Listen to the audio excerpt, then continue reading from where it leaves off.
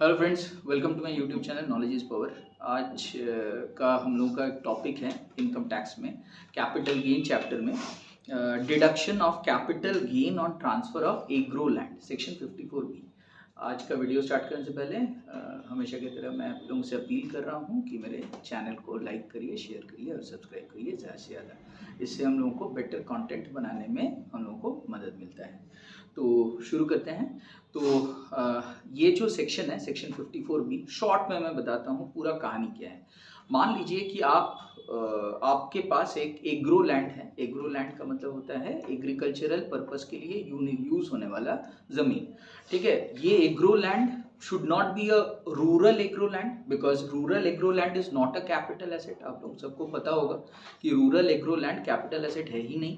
अगर rural agro land आप बेचोगे तो टैक्स हो ही नहीं सकता, टैक्स लग ही नहीं सकता उसके ऊपर। ठीक है, तो जितने भी किसान भाई लोग हैं हमारे, तो उनके लिए ये काफ़ी इम्पोर्टेंट ये बात जानना है कि अगर उनका रूरल एग्रो लैंड है, वो अगर उनको बेचेंगे तो उनको जो कैपिटल गेन, अगर कोई कैपिटल गेन हो ही नहीं सकता है फर्स्ट ऑफ ऑल, क्योंकि it is not a capital asset. लेकिन जो लोग सपोज अर्बन एरिया में रहते हैं और उन लोगों के लिए ये जो सेक्शन है सेक्शन 54B उनके लिए एप्लीकेबल है अगर वो अपने लैंड पर खेती बाड़ी कर रहे हैं तो। ठीक है, आप अगर अर्बन एरिया में रहते हो तो इन दैट केस, यानी कि शहर में रहते हो, तो आपके लिए खेती बाड़ी अगर आप अपने लैंड पे कर रहे हो और बाद में अगर आप इस एसेट को बेच करके आपको कैपिटल गेन अराइज कर रहा है तो इन दैट केस आपके लिए ये सेक्शन 54B आपको डिडक्शन देगा कैपिटल गेन में से। थोड़ा सा डिस्कस कर लेते हैं रूरल लैंड किसको बोला जाता है, अर्बन लैंड किसको बोला जाता है, ताकि चीज़ें समझने में हमें और ज़्यादा आसानी हो। बोला यह जाता है कि जो भी इलाका किसी भी म्यूनिसिपैलिटी का या लोकल अथॉरिटी के लिमिट्स के अंदर है वो अर्बन इलाका है। ठीक है, that is an urban land. और जो म्यूनिसिपैलिटी के कंट्रोल के बाहर है, ठीक है, that is a rural land. ठीक है, any land which belongs within the limits of the municipality, municipal corporation, ठीक है, वो क्या हो जाएगा, that will be considered as a urban land. और जो म्यूनिसिपैलिटी के दायरे के बाहर रहेगा वो क्या हो जाएगा, that will be considered as a rural land. तो हम लोग रूरल लैंड को लेकर के यहाँ पे बात ही नहीं कर रहे हैं क्योंकि rural agro land is not a capital asset. हम लोग बात यहाँ पे कर रहे हैं अर्बन एग्रो लैंड के बेसिस पे। तो अगर कोई एसएससी अगर कोई अर्बन एग्रो लैंड सेल करता है तो उस पैसे से अगर वो एक नया लैंड परचेज कर लेता है तो उसको एग्जेम्पशन प्रोवाइड करता है सेक्शन 54B।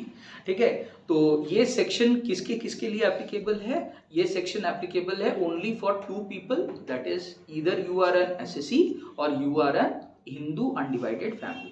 अगर आप कोई हिंदू अनडिवाइडेड फैमिली हो तो आप इस सेक्शन का लाभ उठा सकते हो, या आप इंडिविजुअल हो तो भी आप इसका लाभ आप लोग उठा पाओगे। इस सेक्शन का लाभ उठाने के लिए कुछ कुछ कंडीशंस का सेटिस्फाई होना बहुत ही ज़्यादा इंपॉर्टेंट है। पहला कंडीशन है assessee must have transferred a capital asset being agricultural land whether long term और शॉर्ट टर्म। इसका मतलब क्या हुआ दोस्तों, इसका मतलब ये हुआ कि आप जो लैंड बेच रहे हो अर्बन एग्रो लैंड, वो आपके लिए एक शॉर्ट टर्म एसेट भी हो सकता है या अगर आप चाहो तो वो एक लॉन्ग टर्म एसेट भी हो सकता है। मतलब सीधी सीधी बात है, section 54B gives deduction both in case of long term capital gain as well as in case of short term capital gain. मैं आप लोगों को याद दिला देता हूं, अगर आप लोग सपोज भूल गए हैं, लैंड के केस में 2 years का period of holding is considered as the cut off period of holding. अगर कोई भी एसएससी 2 years से ज़्यादा अगर कोई लैंड को होल्ड करके रखेंगे और उसके बाद उसको सेल करेंगे तो इन दैट केस उसके लिए वो बन जाएगा लॉन्ग टर्म कैपिटल एसेट और उसके ऊपर अराइज करेगा लॉन्ग टर्म कैपिटल गेन। और अगर विद इन 2 years, खरीदने के विद इन 2 years के अंदर अंदर अगर आप उसको बेच देते हो तो आपके लिए ये लैंड बन जाएगा शॉर्ट टर्म कैपिटल एसेट और उसको बेचने पर जो कैपिटल गेन अराइज करेगा that will B short term capital gain. ठीक है, सेकेंड पॉइंट बोल रहा है कि ये जो such agricultural land must have been used by the individual और हिज पेरेंट्स और by such HUF for agricultural purposes for at least 2 years prior to its transfer. इस लाइन का क्या मतलब हुआ दोस्तों? इस लाइन का मतलब ये हुआ कि अगर ये जो एग्रीकल्चरल पर्पस के लिए ये लैंड यूज हो रहा होगा तभी आपको सेक्शन 54B का एग्जेम्पशन सरकार देगा।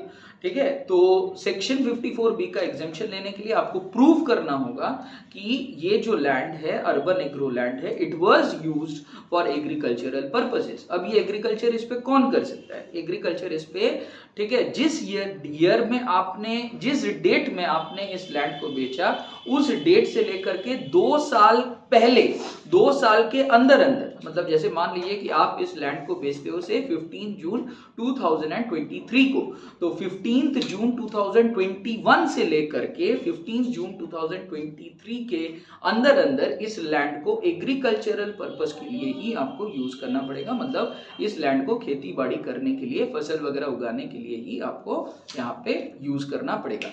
ये आप खुद भी कर सकते हो या एग्रीकल्चरल पर्पस के लिए यूज आपके पेरेंट्स में कोई भी पेरेंट्स अगर करेंगे तो भी चलेगा। यानी कि आपके पापा या आपकी मम्मी अगर कर रहे थे इस लैंड को एग्रीकल्चरल पर्पस के लिए यूज, तो भी यहाँ पे ये कंडीशन को फुलफिल्ड माना जाएगा। आप इस लैंड को अगर लेटर ऑन सेल करते हो और आपको कैपिटल गेन अराइज करता है तो इन दैट केस वो भी चलेगा। ठीक है, तो आपको एग्जेम्पशन मिल जाएगा सेक्शन 54B के अंतर्गत। ठीक है, आप अब कुछ पॉइंट्स आपको जान के रखना इंपॉर्टेंट है। सबसे पहले, an agricultural land acquired for a period of less than 2 years before the date of transfer and used for agricultural purposes from the date of acquisition shall not be eligible for deduction। मतलब इस point का ये मतलब है कि 2 years का time limit बहुत ही important है दोस्तों। आप अगर कल एसेट को खरीदे, सपोज कोई अर्बन एग्रो लैंड आपने परचेज किया और आप उसको यूज ही नहीं किए एग्रीकल्चरल पर्पस के लिए, आप 2-3 महीने के अंदर अंदर अगर सपोज इस लैंड को आप बेच दोगे तो कोई एग्जेम्पशन आपको सेक्शन 54B नहीं दे पाएगा।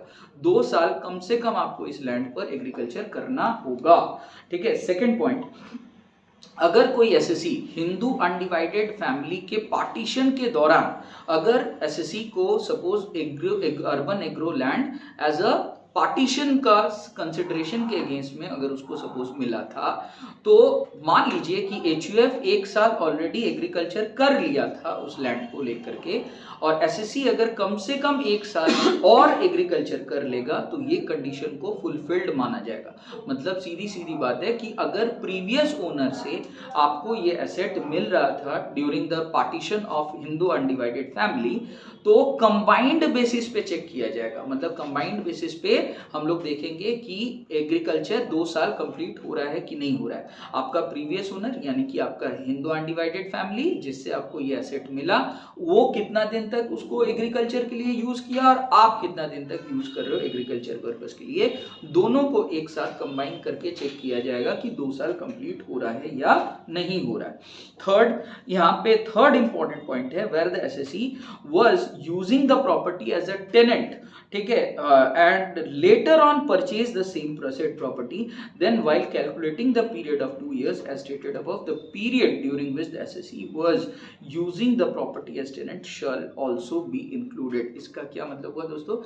एज अ टेनेंट यूज करता था, मतलब उसके अगेंस्ट में वो रेंट देता था मालिक को, तो बाद में वो खुद मालिक बन जाता है। तो इन दैट केस यहाँ पे क्या सिचुएशन अराइज करेगा? यहाँ पे देखा जाएगा कि जब आप एज अ टेनेंट यूज कर रहे थे प्लस जितना दिन तक आपने एज अ मालिक उसको यूज किया, टोटल मिला जुला करके 2 साल हो रहा है या नहीं हो रहा है। अगर 2 साल वहां पे कंप्लीट हो जाता है तो आपको इस लैंड को आप बेचोगे तो आपको सेक्शन 54B का एग्जेम्पशन यहाँ पे एप्लीकेबल हो करेंगे। नेक्स्ट यहाँ पे है कि थर्ड पॉइंट है कि SSC must purchase a new land for agricultural purposes. तो एसएससी को क्या करना होगा? एक न्यू लैंड खरीदना होगा एग्रीकल्चर पर्पस के लिए। ठीक है, आपको एग्रीकल्चर पर्पस के लिए आपको न्यू लैंड खरीदना पड़ेगा उस पैसे से, उस कैपिटल गेन के पैसे से जो कैपिटल गेन आपको अराइज किया है पुराना अर्बन एग्रो लैंड बेच करके, उस पैसे से आपको एक न्यू लैंड परचेज करना है। ये न्यू लैंड का लोकेशन भारत में कहीं भी हो सकता है। ठीक है, तो यहाँ पे एक बहुत ही इंपॉर्टेंट बात है दोस्तों, it is a matter of tax planning. आप यूं समझ लो कि अगर सपोज कोई एसएससी है, से मिस्टर एक्स, उसने एक अर्बन एग्रो लैंड बेचा, अर्बन एग्रो लैंड बेचा, ठीक है, और उसको सपोज कैपिटल गेन अराइज किया, say long term capital gain arise किया for a total amount of say 15 lakh, 15 lakh का long term capital gain arise करता है। अब वो क्या करता है, वो इस 15 लाख रुपया से एक रूरल एग्रो लैंड खरीद लेता है, ठीक है, रूरल एग्रो लैंड परचेज कर लेता है, ठीक है, रूरल एग्रो लैंड परचेज कर लेता है, तो उसको कॉस्ट ऑफ एक्विजिशन पड़ता है 15 लाख रुपया। तो सेक्शन 54B बोलता है कि जितना का आप न्यू एग्रो लैंड परचेज करोगे आपको उसका एग्जेम्पशन मिलेगा अंडर सेक्शन, एग्जेम्पशन मिलेगा अंडर सेक्शन 54B के अंतर्गत एग्जेम्पशन मिल जाएगा। तो आपका नेट टैक्सेबल कैपिटल गेन कितना हो गया दोस्तों, टैक्सेबल कैपिटल गेन बिकम्स नील, ठीक है, टैक्सेबल एलटीसीजी बिकम्स नील। अब बाद में आपने क्या किया, रूरल एग्रो लैंड को भी आपने कुछ ही दिन के अंदर अंदर आपने, ठीक है, इसको बेच दिया for a price of 25 lakh. This price is the sale consideration, ठीक है, ये सेल हो गया। तो इस रूरल एग्रो लैंड बेचने पर since it is not a capital asset, ये तो कैपिटल एसेट है ही नहीं, तो देयरफॉर इस पे कोई भी कैपिटल गेन टैक्स इस पे नहीं लग सकता है, नो कैपिटल गेन टैक्स इस पे लगेगा। तो इसका ये मतलब हुआ दोस्तों, तो आप यूं समझ लो कि ये जो 25 लाख का आप जमीन बेच रहे हो उसको आपने खरीदा था 15 लाख रुपया में, तो उस पे टेक्निकली अगर कहा जाए तो 10 लाख रुपया का आपको फायदा हुआ है। उस 10 लाख रुपया का फायदे के ऊपर आपको कोई यहां से टैक्स नहीं देना पड़ेगा। इनफैक्ट पूरा का पूरा फायदा, टोटल का total capital gain fully exempt हो गया। आप चेक करके देखो, 15 लाख का लैंड आपने बेचा, 15 लाख रुपया आपको प्रॉफिट हुआ, 15 लाख रुपया में से 1 रुपया आपको टैक्स नहीं देना पड़ा क्योंकि आपने पूरा पैसा इन्वेस्ट कर दिया था रूरल एग्रो लैंड खरीदने पर। उसके बाद आपने क्या किया, 25 लाख रुपया में उस रूरल लैंड को भी आपने बेच दिया, वहां पे उसको आपने खरीदा था 15 लाख रुपया में, तो अल्टीमेटली 10 लाख रुपया का आपको प्रॉफिट हुआ था। उस पर भी टैक्स इसलिए नहीं लगा क्योंकि वो कैपिटल एसेट के कैटेगरी में आता ही नहीं है। तो इस तरीके से आपने ये जो 15 लाख रुपया आप देख रहे हो, 15 लाख रुपया का अर्बन एग्रो लैंड सेल करने पर जो कैपिटल गेन हुआ था, इसको भी आप टैक्स लगने से बचा लिए, और रूरल एग्रो लैंड बेच करके आपको टैक्स नहीं लगा। तो कुल मिलाकर के आपको 15 + 25 टोटल आपको 40 लाख रुपया का आपको टैक्स सेविंग बेसिकली जनरेटेड हुआ। तो ये काफी अच्छा एक पॉइंट है, इस बात को आप लोग ध्यान रखिएगा। New land can be rural agro land, ठीक है, वो हो सकता है, कोई प्रॉब्लम नहीं है। अब इसको खरीदना कब तक है आपको दोस्तों, इसको आप लोगों को परचेज करना है within 2 years after the date of transfer. मतलब पुराना लैंड जिस दिन आपने बेचा था, सपोज आप इस लैंड को बेचते हो, अर्बन एग्रो लैंड आप बेचते हो 2023 में, तो 2025 यानी कि 2 साल के अंदर अंदर आपके पास न्यू एग्रो लैंड आ जाना चाहिए। New land should be acquired. अच्छा, न्यू लैंड क्या एग्रो लैंड ही होगा, ठीक है, उस बात को भी क्लैरिफाई किया हुआ पॉइंट नंबर 3 में। Assessee must purchase a new land for agricultural purpose. इसका मतलब new land has to be used for the agricultural purposes, but it can be urban और इट कैन बी रूरल, ठीक है, urban rural दोनों हो सकता है। इसके बाद टाइम लिमिट हम लोगों ने डिस्कस किया।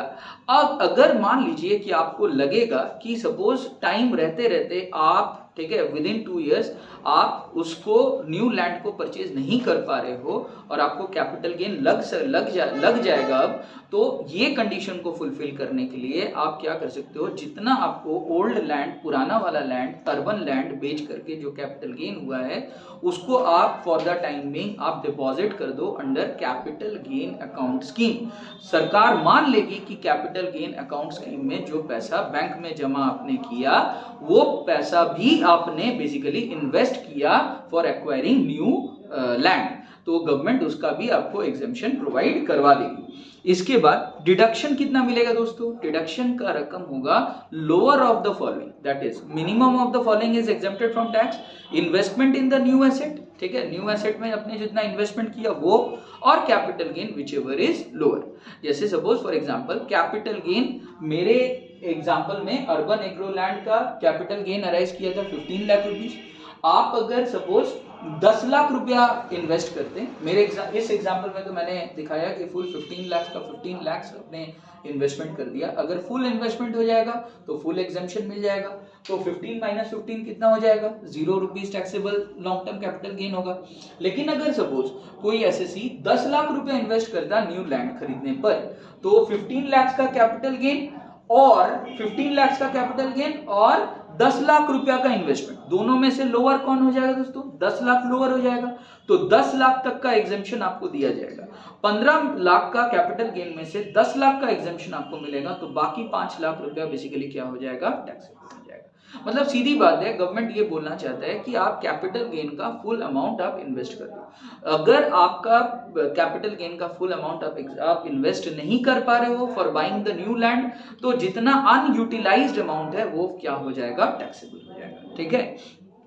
Revocation of benefit and it's treatment, newly acquired land को 3 इयर्स तक आपको होल्ड करके रखना पड़ेगा दोस्तों, ठीक है। जो न्यू लैंड आपने परचेज किया उसको 3 इयर्स तक आप यूज करके आपको होल्ड करके रखना पड़ेगा। 3 इयर्स के अंदर अंदर आप अगर बेचोगे ओल्ड न्यू लैंड को, तो जो कैपिटल गेन का एग्जेम्पशन आपको पहले सरकार ने दिया था वो फुल्ली क्या हो जाएगा? वो विथड्रॉन हो जाएगा, उस पर टैक्स वापस से क्या हो जाएगा? लग जाएगा। ये कंडीशन आप देखो यहाँ पे, अब वंस अगेन ये सिचुएशन देखो, इस पॉइंट को छोड़ करके, ठीक है, रूरल, अगर मान लो कि आपने अर्बन एग्रो लैंड बेचा, उस पैसे से आपने रूरल एग्रो लैंड खरीदा, रूरल एग्रो लैंड 3 इयर्स के अंदर अंदर भी आप अगर सेल कर दोगे ना, तो आपको कोई दिक्कत नहीं है, बिकॉज आप जो बेच रहे हो वो रूरल लैंड है। रूरल लैंड बेचने पर आपको टैक्स नहीं लग सकता है, तो 3 इयर्स वाला कंडीशन याद रखिएगा, इस केस में एप्लीकेबल नहीं हो पाएगा, ठीक है। अच्छा, second, capital gain deposit account scheme का पैसे का utilisation. Capital gain deposit account scheme का पैसे का यूटिलाइजेशन सिर्फ और सिर्फ न्यू लैंड खरीदने में ही होना चाहिए, कोई और पर्पस के लिए नहीं होना चाहिए। अगर कैपिटल गेन अकाउंट स्कीम का पैसे का यूटिलाइजेशन आप कोई और चीज के लिए किए, तो कैपिटल गेन जो एग्जेम्पशन आपको मिला था वो विथड्रॉन हो जाएगा। या फिर आप अगर अनयूटिलाइज भी छोड़ दीजिएगा, मान लीजिए कि 15 लाख रुपया आपने जमा किया और आपने 10 ही लाख रुपया का यूटिलाइजेशन किया न्यू लैंड खरीदने पर, तो 5 लाख रुपया 2 साल के अंदर अंदर आपने इस्तेमाल नहीं कर पाया, तो उसका आपको सजा मिलेगा। आप जितना अनयूटिलाइज्ड अमाउंट है वो वापस क्या हो जाएगा? टैक्सेबल हो जाएगा। That will become taxable in the year of transfer. इसके बाद यहाँ पे एक एग्जेम्पशन है अंडर सेक्शन 10 सबसेक्शन 37, इसके बारे में मैं बता देता हूं। आपका अर्बन एग्रो लैंड का अगर सरकार के द्वारा कंपलसरी एक्विजिशन हो जाएगा, तो सेक्शन 54B उस केस में एप्लीकेबल नहीं होगा दोस्तों। उस केस में सेक्शन 10 सबसेक्शन 37 का आपको एग्जेम्पशन मिल जाएगा। तो 1037 का एग्जेम्पशन के बारे में मैं आपको रीड करके सुनाता हूं। बोल रहा है यहाँ पे कि subject to certain conditions in case of compulsory acquisition of urban agro land by the government, income shall be exempted under section 10 subsection 37। तो आपका ये जो सेक्शन 54B है वो सारे सिचुएशंस को कवर करता है except 1037, that is when the land has been compulsorily acquired by the government itself. ठीक है, आई होप आपको वीडियो अच्छी तरीके से समझ में आ गया। प्लीज लाइक करिए, शेयर करिए और सब्सक्राइब करिए मेरे यूट्यूब चैनल।